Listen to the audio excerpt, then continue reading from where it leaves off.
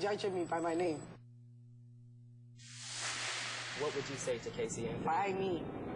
Why would you choose my name of all the people in Florida? Why would you choose my name? You know, if I don't know you, never met you, why would you choose my name? Make my life impossible. You know, right now my life is very impossible because she chose to say my name, of all people. To her family, I don't know what to tell them because I have nothing to do with them. I never met them. You know, I wish them the best of luck. I hope the baby comes, you know, they find her and she's okay, and, you know, she comes back home. Mr. Bolton, how many children does Gonzalez have already?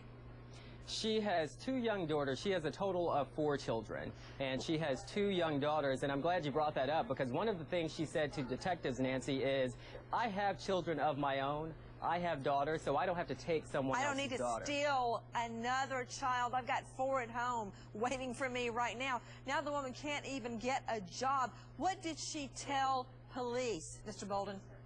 She has had to prove that she had nothing to do with this. I mean, she has told detectives from day one she has never seen Casey Anthony. She's never seen Caylee Anthony. She had never heard those names. And I just want to point out that detectives showed up at her door asking her these questions before this hit the news.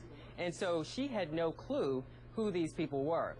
Now, of course, she has seen Casey Anthony on television. She has seen Caylee Anthony, and she still maintains she has never seen them. I showed her a picture of the car that Casey was driving. She said she had never seen that car. So she has just been trying to explain and prove that she had nothing to do with this. And clear her name. With us, everyone, Louis Bolden from WKMG, who tracked down Zenaida Gonzalez attached to Sawgrass Apartments. Out to the lines, Sarah in Pennsylvania. Hi, Sarah. Hi, Nancy.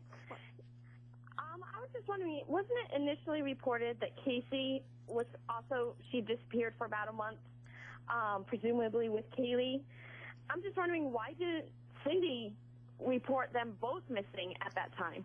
You know, that is an interesting question, and you are correct. Nikki Pierce with WDBO. Cindy Anthony has explained it. What is your reporting on that?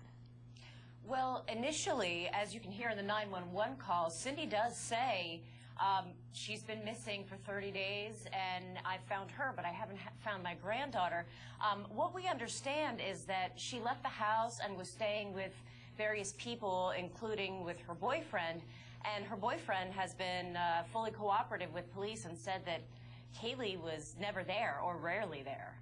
And, of course, to answer the call to Sarah in Pennsylvania, Mom Casey would call into her mother repeatedly, would text her and call her, and always have a seemingly legitimate excuse. Oh, Caylee's already gone to bed. Oh, she's at the beach. Oh, she's at the amusement park with the nanny. She always had an excuse why not to put Caylee onto the phone. Cindy Anthony became suspicious at a certain point and started asking questions, hence the 911 call. Quick break, everybody. We're taking your calls live.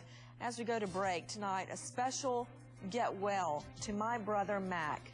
Here he is in Times Square coming to visit the show, and here he is with baby Lucy.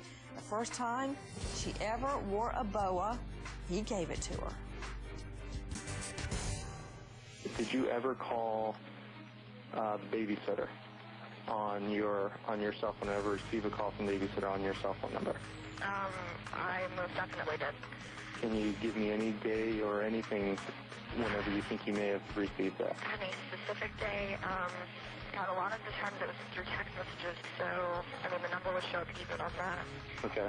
I can't think of any specifics. I mean, my days are all thrown together. I at least know what the day is today, but as far as stuff from the last couple months, I have no exact, time or date. What would you say to Casey Anthony? Why me? Why would you choose my name of all the people in Florida? Why would you choose my name? You know, if I don't know you, never met you, why would you choose my name? Make my life impossible. You know, right now my life is very impossible because she chose to say my name of all people. To her family, I don't know what to tell them because I have nothing to do with them. I never met them. You know, I wish them the best of luck. I hope the baby comes, they find her and she's okay and, she comes back home. I'm going to do whatever it takes to take advantage of the media.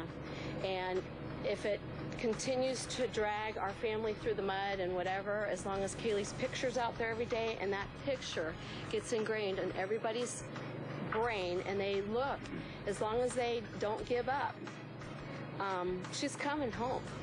She may come home this afternoon. She may come home tomorrow. I hope she's home by Saturday. If she's not, you know what? I'm not giving up just because her birthday is Saturday.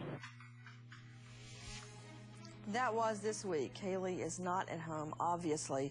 A bombshell day.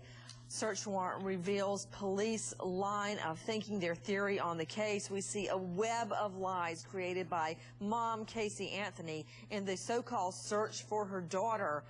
Let's go out to the lines. Christy in Washington State. Hi, Christy.